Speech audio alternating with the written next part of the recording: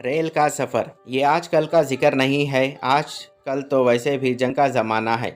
अगर मुसाफिर अपने ऊपर यही माहौल इख्तियार कर ले तो उनको हक़ बजानिब समझना चाहिए।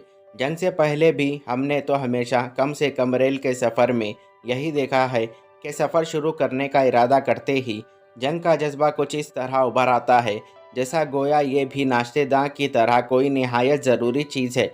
इखलाक और सलाह जोई और इंसानियत को गोया बिस्तर में लपेट दिया जाता है। बाइखलाक से बाइखलाक, हंसमुख से हंसमुख आदमी मुसाफिर बनने के बाद कुछ अजीब किस्म का खुद गर्ज बन कर रह जाता है।